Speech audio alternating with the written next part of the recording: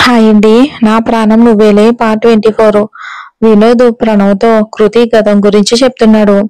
వినోద్, నేను నారాయణ దగ్గరికి వెళ్ళేసరికి తను ప్రాణాలతో పోరాడుతున్నాడు. నేను కృతి నారాయణని హాస్పిటల్కి తీసుకుని వెళ్ళాం.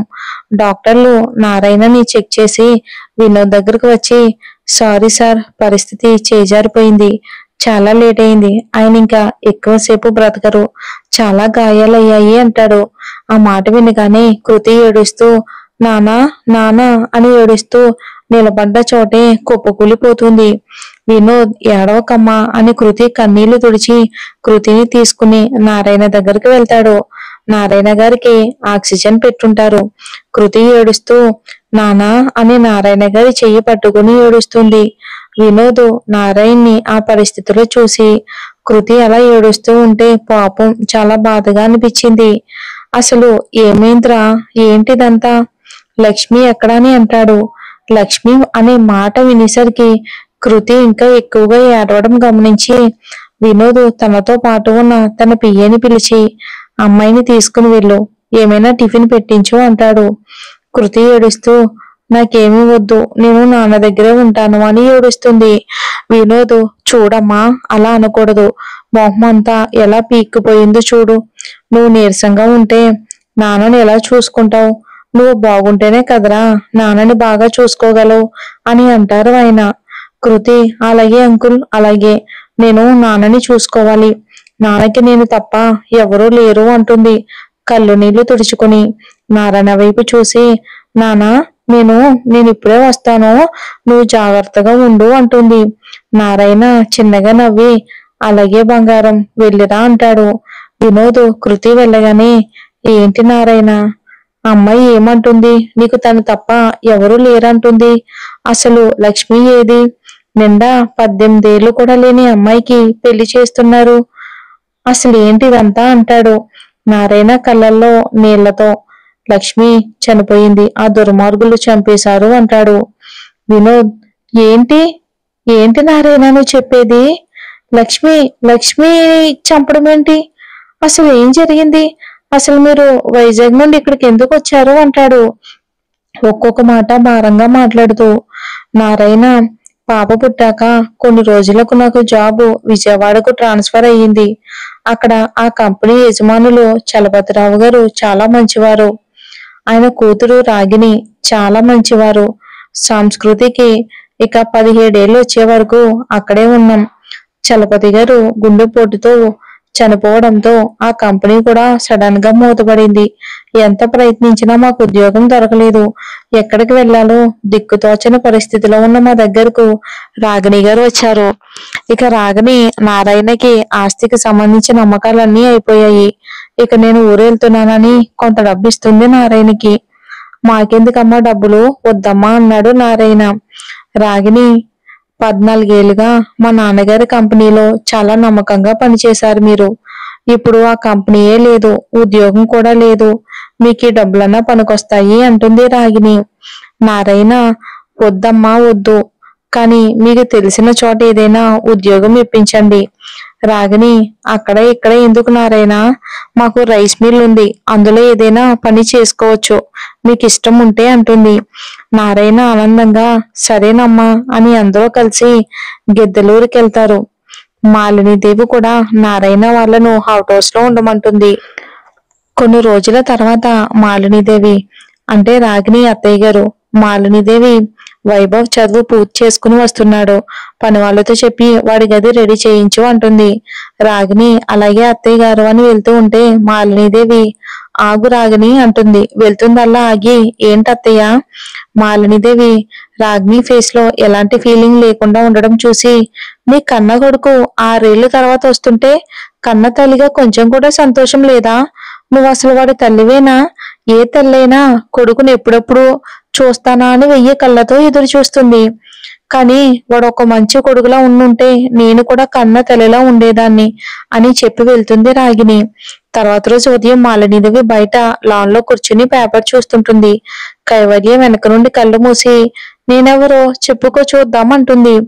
మాలినీదేవి, నా ముద్దుల మనవరాలివి అంటుంది. దానికి కైవల్య నవ్వుతూ మాలిని బొగ్గ మీద ముద్దు పెడుతుంది. గలగల మాట్లాడి సందడి చేసే కృతి అంటే రాగిణికి చాలా ఇష్టం. కృతి ఇంటర్ సెకండ్ ఇయర్ చదువుతుంది. కాలేజ్ నుండి రావడమే ఆలస్యం. రాగిణి కృతిని పిలిపించుకుని కబుర్లు చెప్పించుకునేది.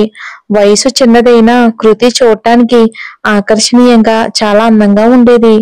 మాలినీదేవికి కూడా సందడిగా కృతి ఇంట్లో తిరుగుతూ ఉంటే చాలా సంతోషంగా అనిపించేది.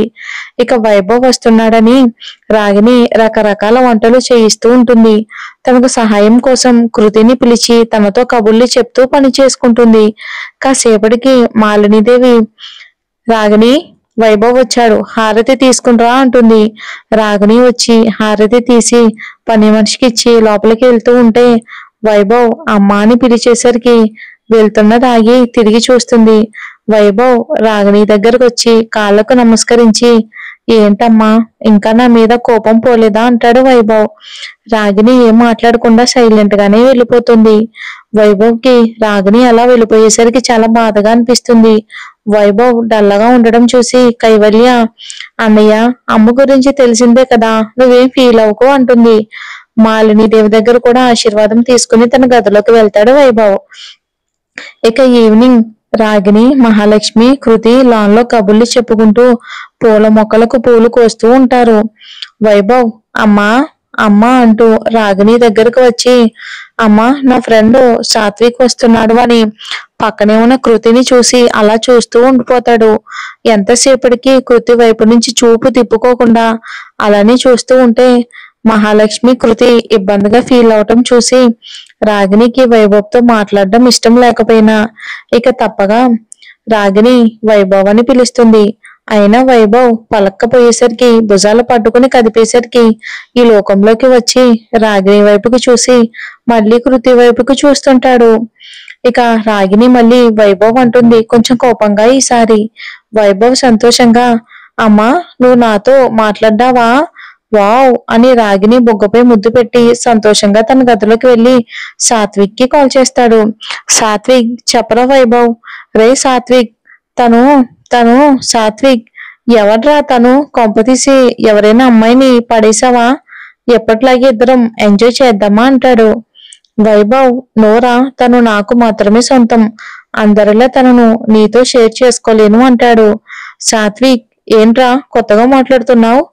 వైభవ్, అమ్మ నాతో మాట్లాడడం లేదని నీకు కూడా తెలుసు కదా. తెలుసు, మీ ఇంట్లో పని అమ్మాయిని రేప్ చేస్తే ఆ అమ్మాయి బావిలో దూకి చనిపోయిందనే కదా ఆంటీ మాట్లాడలేదు అంటాడు. వైభవ్, అవునరా, ఎన్ని సంవత్సరాలుగా మాట్లాడే నీ అమ్మ, తనని చూసానో లేదో నాతో మాట్లాడింది, ఇదంతా తన వల్లేరా, ఐ లవ్ హర్ అని అంటాడు వైభవ్. సాత్విక్, ఏంట్రా ఈరోజు కొత్తగా మాట్లాడుతున్నావు, ప్రేమేంటి, ఏ అమ్మాయినైనా పని అయ్యే వరకు వాడుకుని వదిలేయటమే కదా మనకు అలవాటు, అలాంటి నువ్వు ఇదేంటి ఇలా మాట్లాడుతున్నావు అంటాడు. వైభవ్, లేదు, తను అందరిలాంటిది కాదు అనిపిస్తుందిరా, తన ఫేస్ చూస్తే చాలురా, అమాయకత్వం అంతా తన ఫేస్ లోనే ఉంటుంది, ఇక కళ్ళు కలువరేకులే, ఇక పెదాలు అనేలోపు. సాత్విక్, రే రే ఇంకా ఆపరా బాబు, ఏంట్రా కొత్తగా కవిగా అవతారం ఎత్తావు, ఊళ్ళో వెళ్లే దారిలో గాలి ధూళిగా నీ సోకలేదు కదా అంటాడు. రే, తనని చూస్తే నువ్వు కూడా అలానే అంటావు, ఎలాగో నువ్వు రేపు వస్తున్నావు కదా, నువ్వే చూసి చెప్దూలే గాని అంటాడు. సాత్విక్, ఓకే ఓకే, ఆ అమ్మాయి నీకు చాలా బాగా నచ్చిందని అర్థమయ్యిందిరా, ఓకే నేను వచ్చాక నువ్వు చెప్పింది ఎంత నిజమో చెప్తా అని కాల్ కట్ చేసి, ఏంటి వీడు ఎప్పుడూ లేనిది ఒక అమ్మాయి గురించి ఇంతలా మాట్లాడుతున్నాడు, వెళ్ళి చూడాలి అదేంటో అని రెడీ అవడానికి వెళ్తారు. చీకటి పడ్డాక హౌట్ హౌస్ దగ్గర ఉన్న బెంచ్ పై మహాలక్ష్మి ఒడిలో కృతి పడుకుని కబుర్లు చెప్తూ ఉంటుంది.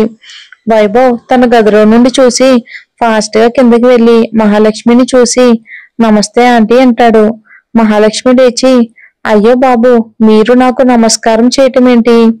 వైభవ్, ఎంతైనా మీరు పెద్దవారు కదా ఆంటీ అని మెల్లగా మాటలు కలిపి, ఆంటీ తనెవరు అంటాడు కృతిని చూపిస్తూ. మహాలక్ష్మి, తన నా కూతురు బాబు సంస్కృతి, ముద్దుగా కృతి అంటామంటుంది. వైభవ్, హాయ్ కృతి, ఐఎం వైభవ్ అంటాడు. కృతి కూడా హాయ్ అంటుంది. కాసేపు మాట్లాడాక వైభవ్ ను వెతుక్కుంటూ వచ్చిన కైవల్య, ఇక మహాలక్ష్మి, కృతి, వైభవ్ ఒకే బెంచిపై కూర్చోవడం చూసి కోపంగా అన్నయ్య అంటుంది గట్టిగా.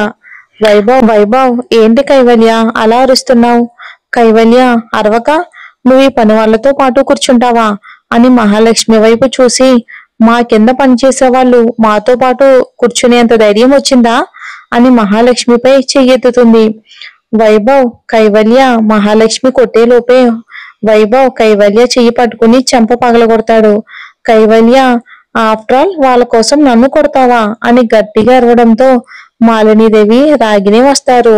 కైవల్య ఏడుస్తూ మాలినిని హత్తుకుని, నానమ్మ, అన్నయ్య వీళ్ళ కోసం నన్ను కొట్టాడు అని ఏడుస్తూ చెప్పేసరికి మాలిని కోపంగా మహాలక్ష్మిని కొడుతుంది. అది చూసి కృతి, తప్పుని మీ మనవరాలు చేస్తే మా అమ్మని కొడతారేం అని మాలినీదేవిని అడగడంతో మాలినీదేవి, మేం దయ తెలిస్తే పడుండేవాళ్ళు, నన్నే ఎదిరించి మాట్లాడతావా? నా మనవరాళ్ళని ఏడిపించిన మీరు ఇంకొక నిమిషం కూడా ఇక్కడ ఉండడానికి వీల్లేదు అంటుంది. అప్పుడు రైస్ మిల్ నుండి వచ్చిన నారాయణ ఇక వైభవ్ తండ్రి చక్రవర్తి ఏం జరిగింది అని అడిగితే వైభవ్ జరిగింది చెప్తాడు. ఇక చక్రవర్తి, అమ్మా, నారాయణ కుటుంబం ఎలాంటిదో నేను రాగిని 17 ఏళ్లుగా చూస్తున్నాం. ఎవరు ఎలాంటి వారో నాకు తెలుసు. నారాయణ వాళ్ళు ఎక్కడికి వెళ్లరు, ఇక్కడే ఉంటారు. మహాలక్ష్మి, మీరు లోపలికి వెళ్ళండి అంటాడు చక్రవర్తి. ఇక చక్రవర్తి రాగిని స్నానానికి నీళ్లు పెడుతూ పదా అని వెళ్తారు. కైవల్య, చూసావా నానమ్మ, మనకంటే పని వాళ్ళకి ఎక్కువ విలువ ఇచ్చాడు నాన్న. అందుకే నాకు ఇంట్లో ఉండడం కంటే హాస్టల్లో ఉండడమే ఇష్టం. ఇక్కడ అయిన వాళ్ళకంటే పరాయి వాళ్ళకే విలువ ఎక్కువ. పెద్దదానమైనా నీకు కూడా విలువ ఇవ్వలేదు అని కోపంగా లోపలికి వెళ్తుంది. మాలినీదేవి అక్కడే లాన్లో కూర్చొని ఆలోచిస్తుంది.